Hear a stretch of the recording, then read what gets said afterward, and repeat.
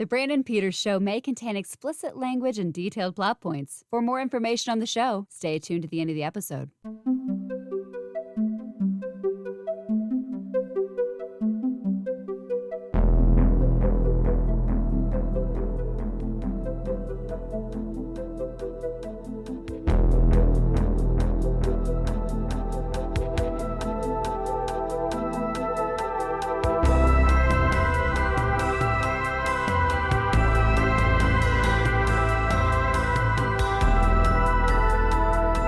And now, here's Brandon.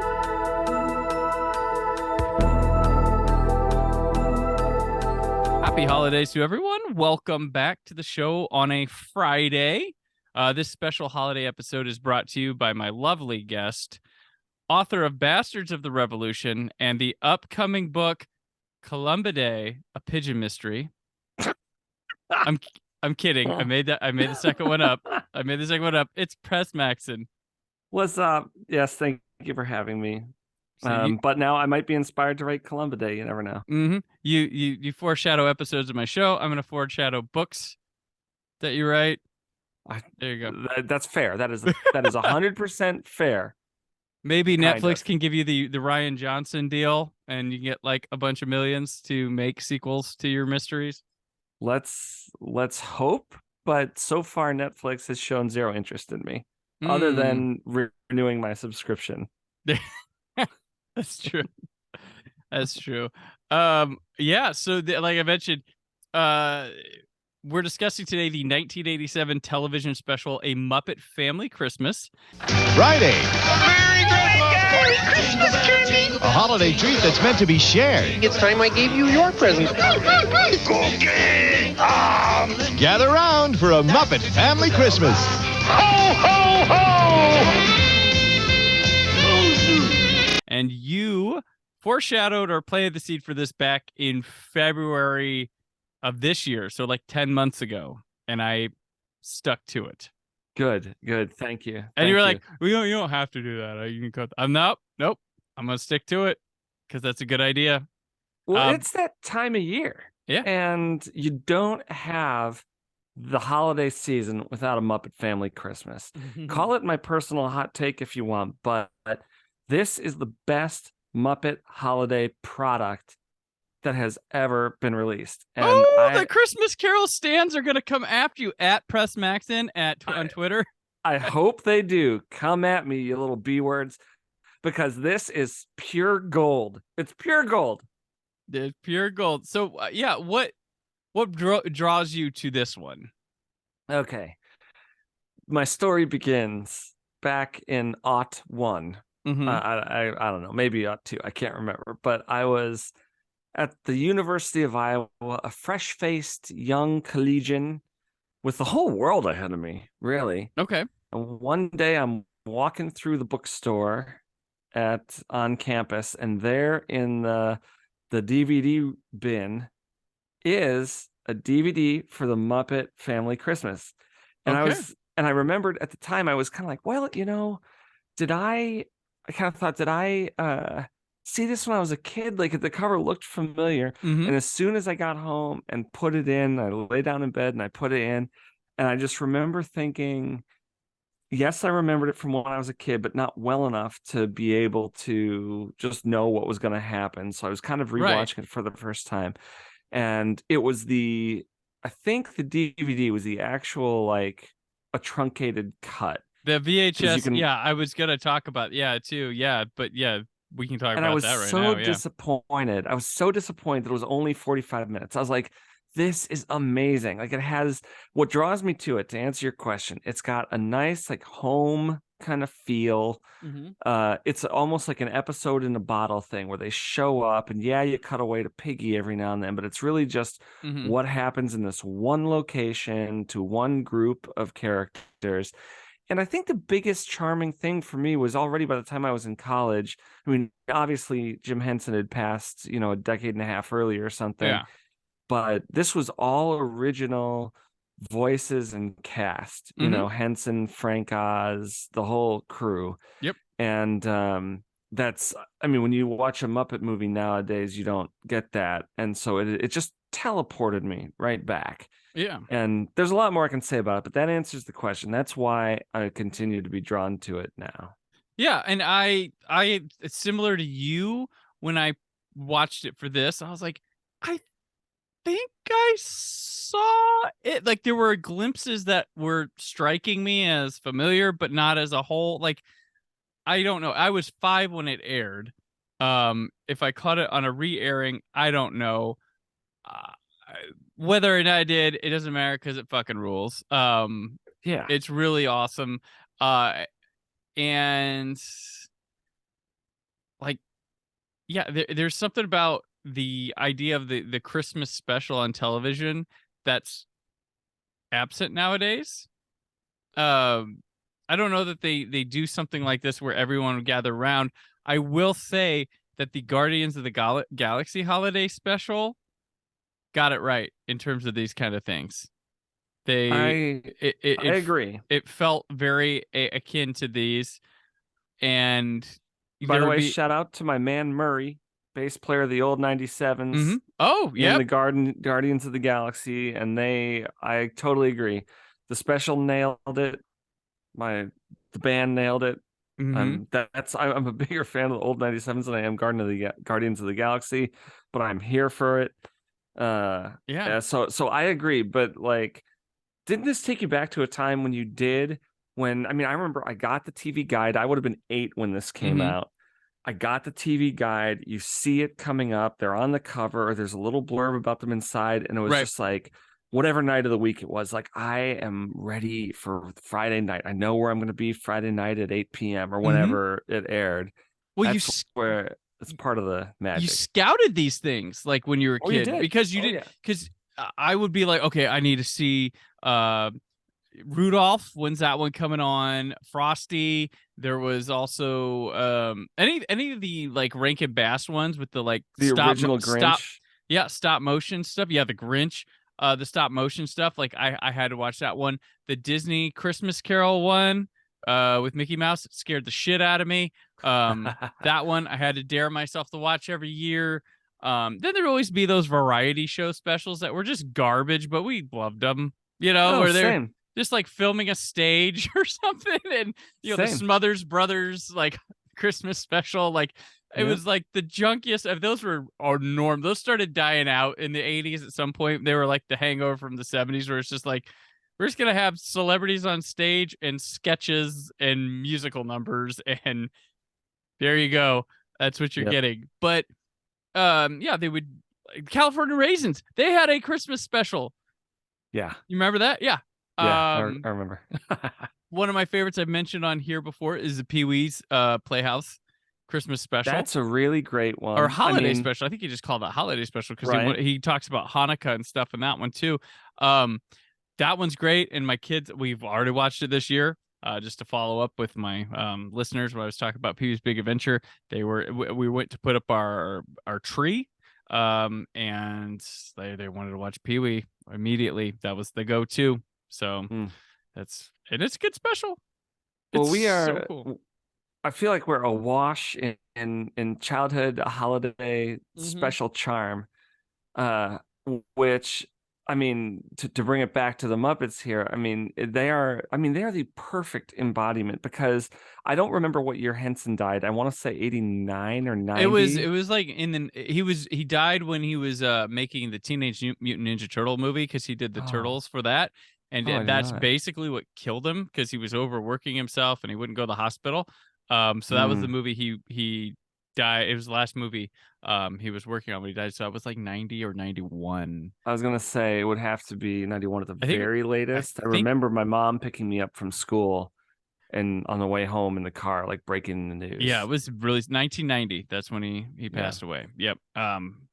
Yeah, and yeah, that just the tragedy for everyone. Like, the world wasn't the same without Jim Henson. Well, for anyone who has not seen, anyone listening who's not seen A Muppet Family Christmas, here's why, another reason you're in for a treat. Not only is it a nice little plot, it's super well written, super tight in terms of just quick little gags, but still plot pushes along. There is one plot hole that I will address shortly, but it's so charming. You can't you ignore the plot hole. But another big thing is that Henson himself has a cameo here. Yes. And that's also charming. Like, you really believe for 1 second that this is his family, and someone's got to do the dishes, and It's crazy. come on, Sprocket, I'll wash you dry. He dies 3 years later. Now I'm thinking about it after this airs. Like, Mhm. that's insane. Like, that's just like, yeah, he's only gonna be around 3 more years. Like, what? I know. Before I forget, I don't want to not credit people for this movie, as we're talking about it, but directed by Peter Harris and Eric Till, written by Jerry Jewell, bunch of Mhm. Muppet Classic Muppet alumnus people, people. Star, Jim Henson, Frank Oz, Richard Hunt, Catherine Mullen, David Goles, Jerry Nelson, Karen Prell, Stephen Whitmore, Gerard Parks, and Carol Spinney. Round out the cast. Kermit and his friends spend Christmas staging a surprise visit to Fozzie Bear's mother's farm, airing December 16th, 1987. We are like so close to hitting this on the 25th anniversary. Like, so close to this dropping. This episode, you're listening to it on Friday, December 23rd. It would have been a week ago. Oh man! But I wanted this to drop. Well, let's just say we're celebrating 25 years. 25 years of a Muppet Family Christmas. But yeah, and I'm sorry, not 25 years, 35 years, right? 35, yeah, 35. Sorry, Jeez. 25 wouldn't be 97. So 35 Right. years. I've never bragged about being a mathematician or good at math. I gotta say too, we're dodging something big about this.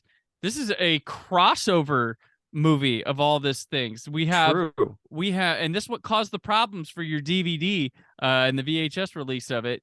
You not only have the Muppets, you have the Fraggle Rock crew, and you have the Sesame Street gang show up in this movie. So you get them all, but then all of them's rights would split sometime after this, and therefore couldn't be seen or sold with this. So it was cut to remove the Sesame Street people and the Fraggle Rock people, which I don't know how they did the Fraggle Rock, because the freaking old man, he's Doc such and a his dog. such a key, right? He's a key player here. Yeah, so I don't know how your DVD went for that, but luckily, if you go on YouTube, you have the full version there. Though apparently recorded versions of the actual airing and stuff apparently went for a lot of money on eBay for a while.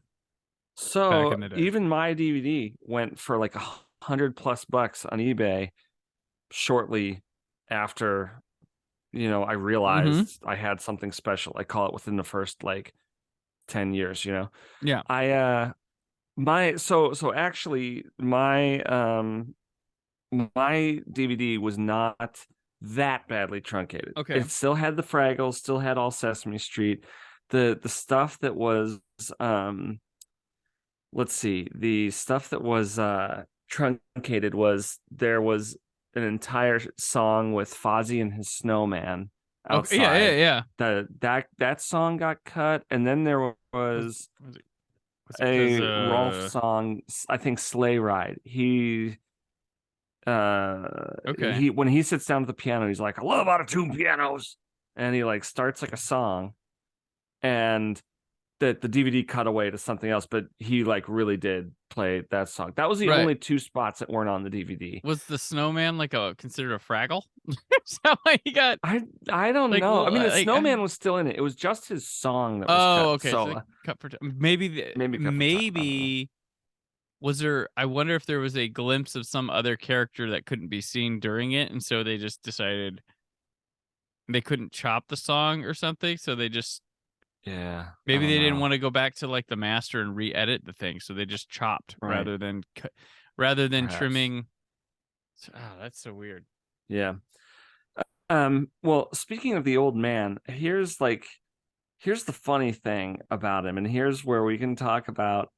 I think one of the things that also originally drew me to this was that because it was a TV special and not a perfectly shot, perfectly conceived movie, is that it's a little flawed at times. Like, for instance, well, it's a puppet set too, like right. Those are, which I also thought was like really kind of charming. But when I say flawed, I mean like and we can talk about this more in a second too, but there are one or two tiny places where if you're watching really carefully or has seen it as many times as I have, you can glimpse the tops of heads, or in one case, okay.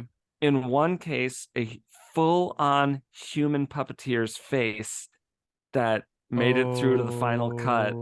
Okay. Yeah, it's like the holy grail of Muppet mistakes, and it's in here, but speaking of the old man, like, let's go there first. The only plot hole here is that he's like, you promised me a nice, quiet Christmas, and she's like, my son brought all his friends along, and then Statler and Waldorf come to the door, and Fozzie's like, Statler and Waldorf, what are you doing here? And they're like, oh, and his mom, Fozzie's mom's like, I invite them every Christmas, and it's like, well, what are Statler and Waldorf doing here then? If you were off to Malibu, did you invite them?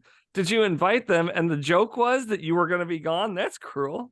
Or maybe they stop and they meet there, and then they go to Malibu with his mom. Oh, now that's messed up. That is, I don't like the sound of that. The implications in that old relationship. People on vacations. Okay, 2 old dudes and 1 old lady meet at her place. I don't know. And then they go to the Malibu. Yeah, I don't know. I don't know. But I always thought that was kind of funny. But I do like, the actor, I don't remember the actor's name who plays the Fraggle Rock old guy. The guy who plays Doc? Yeah. His name is Gerard Parks. Okay. And he's in some movie where he's like just goes crazy cussing up a storm. It's not Boondock Saints. Yeah. Boondock Saints. Fuck ass.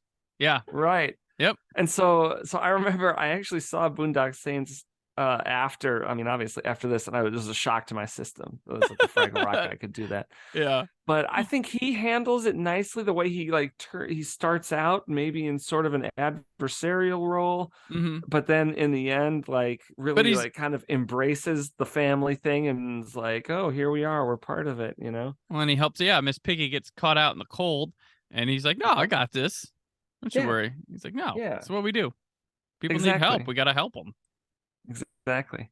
So here's my last thing about it being flawed, and we're coming back to seeing tops of heads, and like there's a kitchen scene. I think it's when Fozzie and Kermit, when Fozzie's trying to get Kermit to come outside and hear his routine with the snowman, and Kermit's like, I'm all ears, and Fozzie's like, frogs don't even have ears. It's right in that moment, like I think it's right in that moment you can see the top of Frank Oz's head. Frank Oz, who the man whose hand I shook at South by Southwest in 2019, the hand of Yoda, the hand of Fozzie Bear, the hand of Bert. The man who directed The Dark Crystal. The man who directed What About Bob? Yeah. Yep. Yeah. He's got a lot of awesome cred, Hollywood cred, but you can see the top of his head. But there's a moment. Here's my big. That's not $1 million idea. It's just my big funny idea. I really get into sleuthing things that don't need to be sleuthed. For a quick example, this picture of Wrigley Field here, on my wall is not labeled with a date. So using just what's in the picture, I did a whole investigation into, can I figure out what date it is? Oh, wow. And it took me a day or two, but I figured it out based on, because you can't read it. The scoreboard is so small, you can't read it. But based on the name on the back of a jersey, based on what the buildings look like behind the outfield wall, it's I was able to, based on the number of the player who's up to bat, I pinpointed it. So I thought okay, if I'm always looking for, what's the next thing I'm gonna write? Is it a book? And I have a lot of writer friends who sustainably write a column or write a weekly thing. And I just don't know if that's the kind of writer I am, but I asked myself recently, what if I was going to do that? What kind of writer am I? And I'm not the kind of writer that just writes about nothing or how I'm feeling or waxes poetic about some philosophical idea. It just never clicked with me. And so part of me was I I should write about stuff that like I sleuth out, like the ridiculous lengths I've gone to answer questions that nobody's asking, you know? Mhm. And part of me was like, okay, the first one is perfect. It's a Muppet Family Christmas. I need to find the woman puppeteer whose face appears by accident in the crowd scene when they're coming in the door. And I need to find out who she is. I need to send her an email and see if I can like communicate with her. And I've done a little sleuthing, but it's hard. I haven't figured it out yet. Well, I think you've got the basis for how to start Columba Day, a pigeon mystery. I love Just saying, it. just Oh, throwing it man. out there. That's how the Columba Day. character gets involved. Right. So if Just saying. anyone wants to find this woman, here's the moment it happens. The Fozzie comes in and Mhm. surprises his mom, and they're both like, ah. And he's like, Mom, I haven't told you the best part. I brought my friends with me. And like here comes Kermit hopping in. He's like, Yep. Merry Christmas. And then he hits the icy patch. And everybody starts coming in the door, and one by one, Muppets start falling on the icy patch. And Beaker comes in, and as soon as Beaker comes through the door, gets up from the icy patch, Beaker like turns, and in the very bottom right-hand corner, as all these Muppets are coming through the door, you see a human face, like also coming through the door, Yes. like looking up and kind of smiling, and it happens in a blink. But it's a woman with sort of like a Okay. Farrah Fawcett haircut, because that's like what was going on Oh, in the yeah. 80s, Feathered up, and yeah.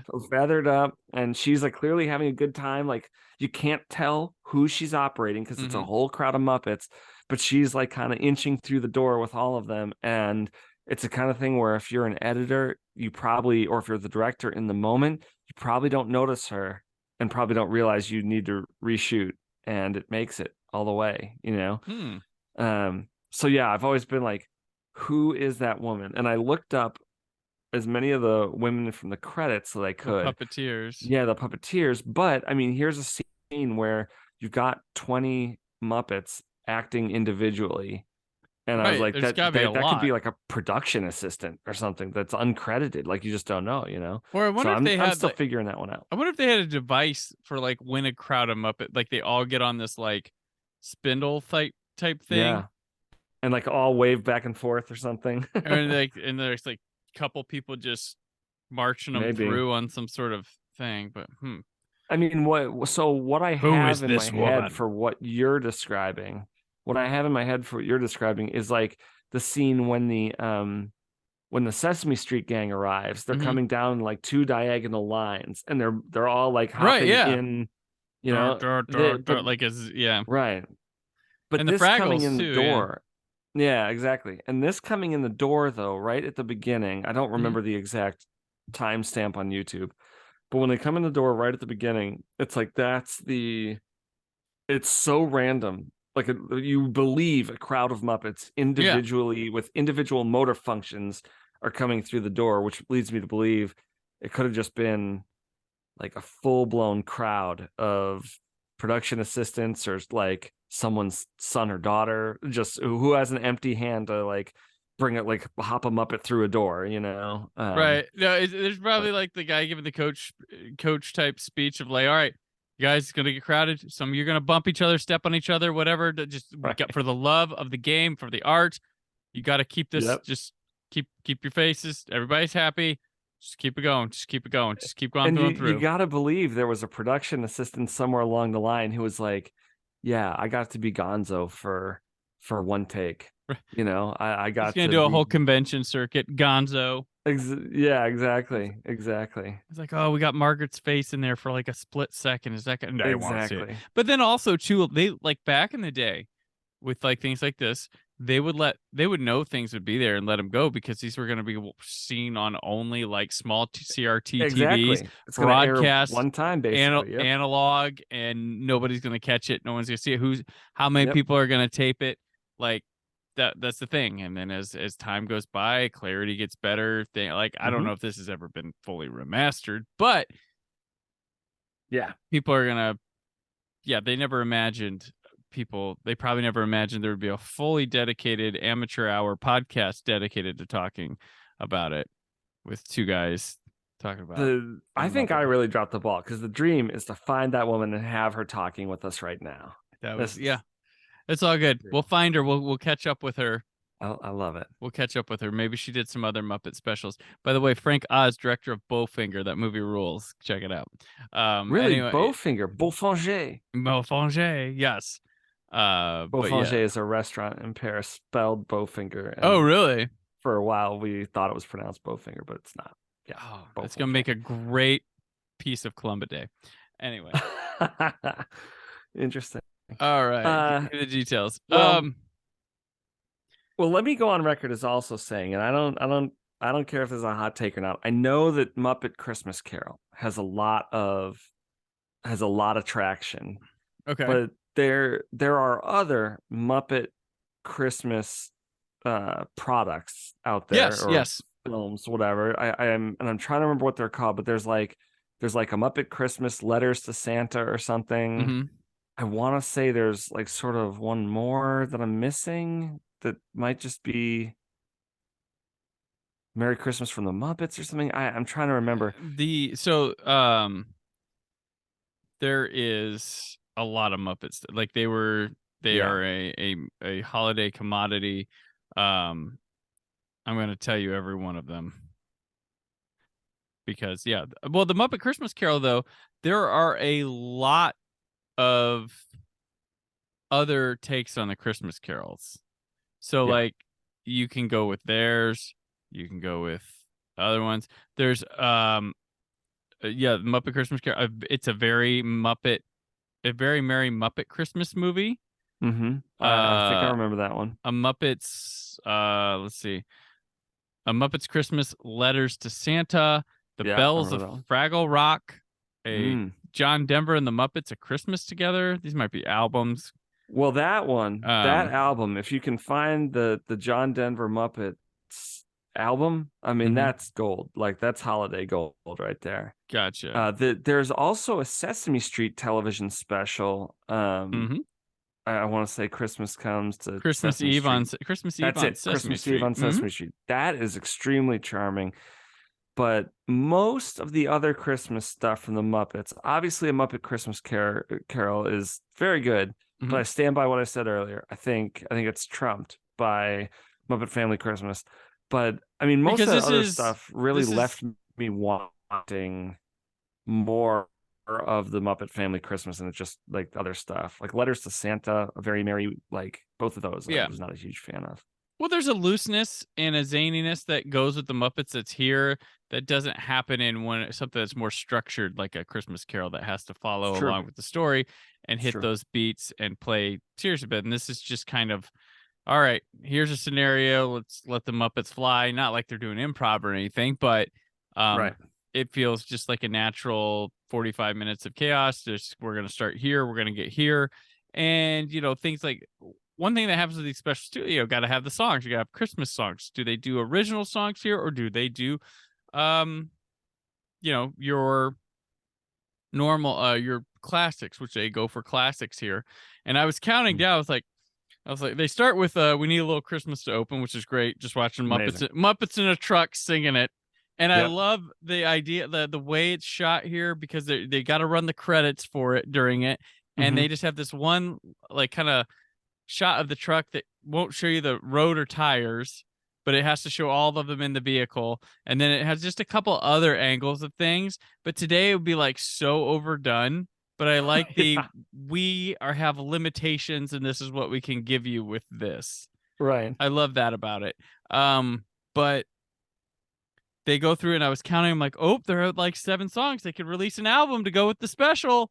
And then this movie hits a point. It's got like 12 minutes left. And the 10 of the remaining 12 is just a concert choir songs. I was like, oh, okay. And it's kind of awesome. Like it's super awesome. I mean, they cover all the classics, I feel like, in this movie. Like, all right, here's the ones we missed, and we're gonna do them now. Right. And there's all different styles. There's the what's the band called? Gosh damn it. With Animal and all them. What's their name? Yeah, Dr. Teeth and Electric Mayhem. Apparently there was going to be they were gonna do like a tour for them or something like What? 10 years ago, and like My Morning Jacket was gonna do the band portion of it for it or something. Wow. Yeah, like it was like something crazy. It never I don't think it panned out, but there was a thing they were gonna do with My Morning Jacket was gonna do with Dr. Teeth. Yeah. Wow. So they show up, do one. Ralph's got one, like, and they're all.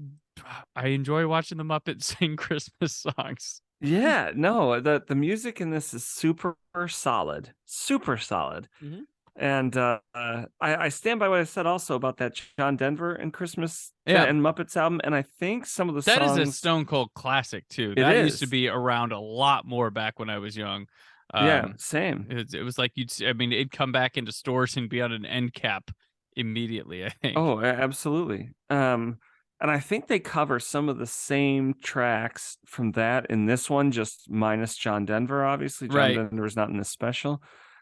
But I mean, yeah, your whole the whole gambit of classic Christmas songs are covered, from "We Wish You a Merry Christmas" Mhm. to "Home for Christmas" to "Jingle Bell Rock." Right. It's all there, and there's I think there's a huge charm in that. And then again, I mean, I know we get back to this, but I think there's an originality here. I mean, you've got Jim Henson's voice, you've got Frank Oz, Mm-hmm. and obviously Carol Spinney, like all the original Sesame Street folks too. And you don't have that also with A Very Merry or Letters to Santa. Like, nothing against those folks, but I mean, it doesn't feel like my childhood, And I know that doesn't matter to people watching today who weren't familiar with the 80s era Muppets, but it matters to me, and that's one of the reasons why this why this movie hits me in the right way. Yeah, no, it definitely does, and it's pretty freaking funny too. It's really well written, really tightly written. Like the gags are pretty good, and I was writing down. I wrote down some lines that actually had me laughing pretty good. Like, so when right at the beginning when Fozzie's with his mom and he's like, "Hey, you remember Kermit?" And she goes, "Oh yeah, the lizard." Yeah, yeah. Oh I was yeah, like, the lizard. Yeah. And then Miss Piggy calls the house and Animal answers and he goes, "Ugh, Yeah. pig." Yeah, yeah. Oh gosh. Give me presents. Give me presents. Yep. Oh gosh. And then pig. There's a few more, like when Piggy goes, she's like, she says something like, Jerome got the limo stuck in the mud again. She's like, I'll be there soon, don't worry. And she hangs up, and then she walks out and she gets behind the cab, and she's like, okay. Like she's out there pushing it. Like all the glamour from her is gone once she's off the phone with Kermie. And she's out there to push it, and she gets so badly sprayed with mud that like all you see are the whites of her eyes. I was like, I still giggle at that. That's a good gag. It's a good gag. There's also like really nonchalant, but like they talk about there's like the snowflakes or something, and you hear the count from Sesame Street goes 1 snowflake, 2 snowflake, 3, and it's like he's counting the snowflakes, and that was funny. And then when Fozzie wants to go outside, and they're like, he's like, it's not cold outside, and the snowman comes rushing. He's like, can I come in and warm up? He goes, okay, so it's cold outside. Yeah. No, it's got. There are good moments here. I mean, Icy Patch is a top-notch gag. I mean, the fact that anyone who walks in the door wipes out. Yep. And the response is always, "Oh, careful for the icy patch." Yes. Like, I mean, that's like straight out of a a like Buster Keaton, Charlie Chaplin, like silent movie days, Well, and there's the obvious gag that just got me when it happened too. With so there's a turkey that shows up because it was invited by Chef and Gonzo's relationship, yeah. And he tries to spit it over to Big Bird. Of course, is there. And the chef's like, like and then Big Bird like talks about and he convinces Chef like Big Bird sings "Chestnuts Roasting Over the Fire," which I swear was like a staple back in the day. Like.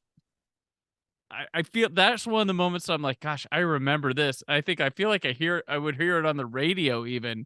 or something, like the Big Bird Yeah. rendition of that song. I'm like, Yeah. that was somewhere ingrained in me. Oh yeah, I Muppet mean, Babies were in this too. Muppet that's Babies had a right. cameo. I forgot. That's Muppet right. Yeah. I feel like one of the most charming things about this also is it has all those like also kind of old questionable things from the 80s that would never fly now, like Oscar kind of looking down in his can and being like, I've never had a rat in my can before.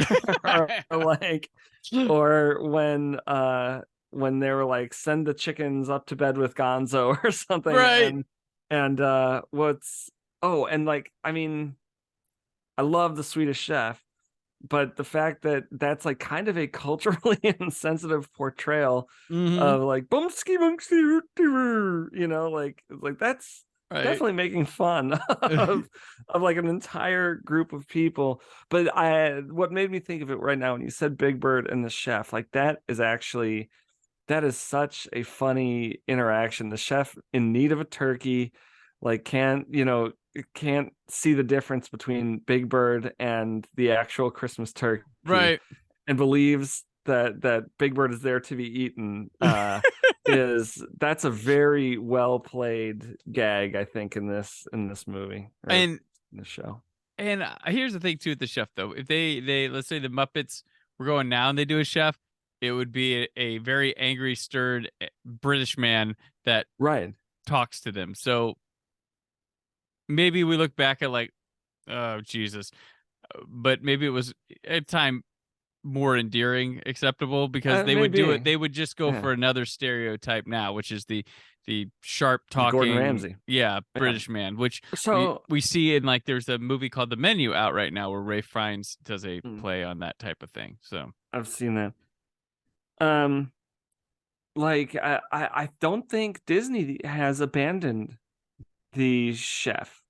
I mean, it's still a character that pops up places, I mean, so I'm fine with that. Like I'm not complaining about the chef. I just I love that there's like some kind of like questionable, well, he probably came things. from knowing where these Muppets and people come from.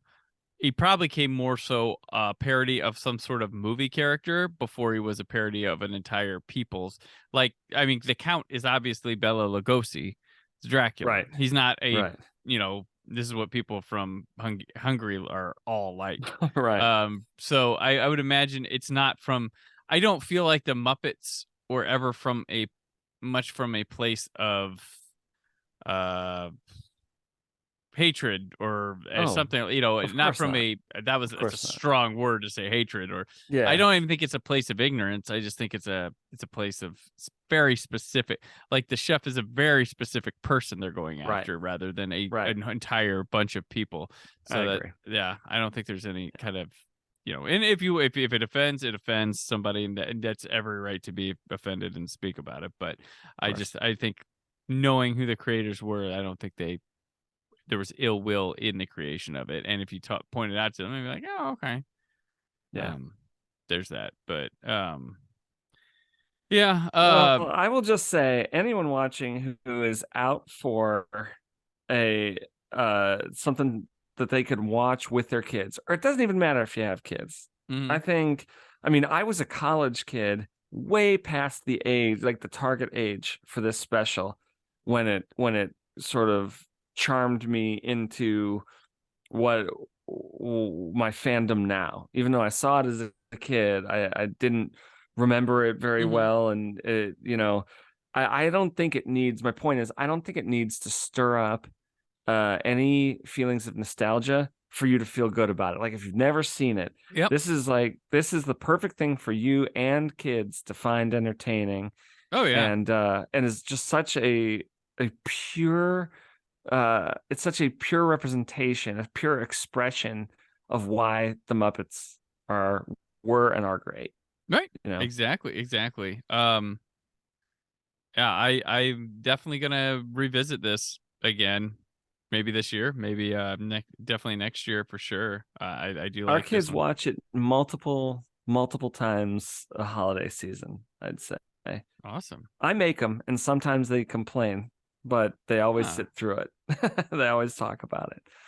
Oh, So, I did know. So it's got a very sweet ending to it, though. So like Santa shows up during "We Wish You Merry Christmas." That's when the Jim Henson cameo comes to do the yep. dishes. But Kermit and Piggy wind up under the mistletoe, and she Uh-huh. doesn't assault him. I was waiting for it. Instead, equally problematic, Kermit gifts her a being. Yeah, a being. Basically, I don't want Marie the to mink. say a slave. I don't want to say a slave, but it's like, look, people aren't gifts, man. But like Maureen the mink is as close as you're gonna come to giving a person as a gift, and Piggy's totally here for it. Um. So, there is a dark turn in the recording on YouTube. So there's the sweet ending, all these Christmas songs, charming, and then the station continuity comes in, and it goes, "I'm Dr. Timothy Johnson. Later on Nightline, it's a controversy about life and death. Do you keep a doomed baby alive so its organs can be used to save the lives of others?" That's Like, amazing. Was this the right program? This was probably on at like 8. Like, was this the one to throw that on? But then it comes back with "Stay tuned for Julie Andrews and the Sound of Christmas" next, followed That's by amazing. Truman Capote's Emmy-winning classic "A Christmas Memory" starring Geraldine Page. Like, That's funny. yeah, Yeah, I that's so I was just good. like whoa. I like little old continuities because it kind of puts me in a mood, and it's a thing you don't see anymore, especially with streaming or whatever. You get a little window. It's like, hey, you might like this, or we're moving to this next. But yeah, I was like, whoa, Well, harvesting baby organs. What? it's hard for me to not think about the original airing of this and not, I mean, I know it came like almost 10 years after the original airing of the Star Wars holiday special, but they both take me back to childhood, and I wasn't around for the original airing of Star Wars holiday special. It only aired that once and was done. No, exactly. Yeah. But the feel that what we were talking about, the feel, like I think you can find, at least a while back you could, on YouTube, clippings of that with like commercials still Yep, you can intact. get the full broadcast. It's awesome. Right. I did an episode on that my first year for the show. Jen Eads and I did that, the Star Wars holiday special. She'd never seen it before. I'm like, oh, I'm going to show it to you.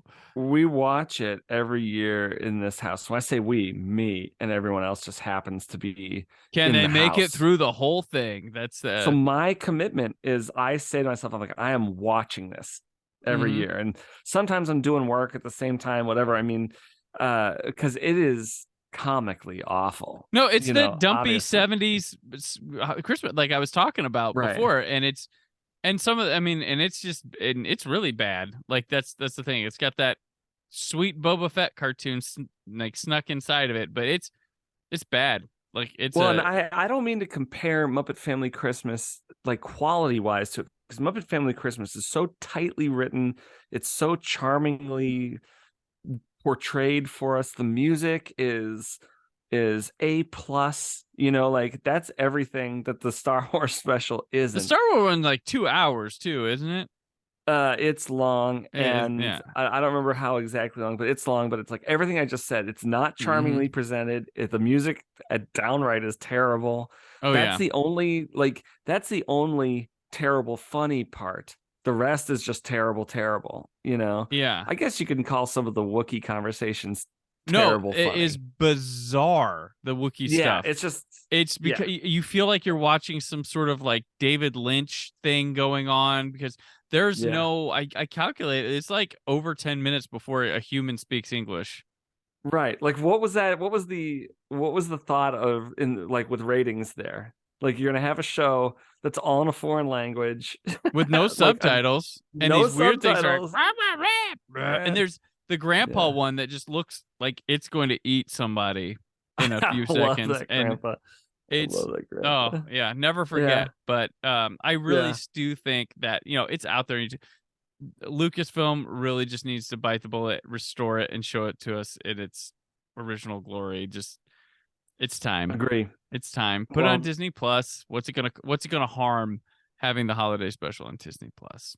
Well, so my point was I felt like that it is a sibling to the Muppet Family Christmas in the sense that it'll transport you back. There you go. You know, it'll take you back to a time when, just like we were saying earlier, to a time when you see something in TV Guide and you say, this is going to be my Thursday night, this is going to be my Friday night. Yep. My mom had a paper list that she hung up on the fridge that she'd keep track of all the airings of holiday specials. And I remember as a child being like fearful that I was going to miss Frosty because it was such a part of our traditions every year. And if I missed it, that was it for the year. I wasn't. You had to wait till the next year. You had to wait. And only one network could air it back then. Right, exactly. So if we were doing something that Friday night, it's like, oh my gosh, I'm gonna miss Frosty. I'm gonna miss Rudolph. Like, you know,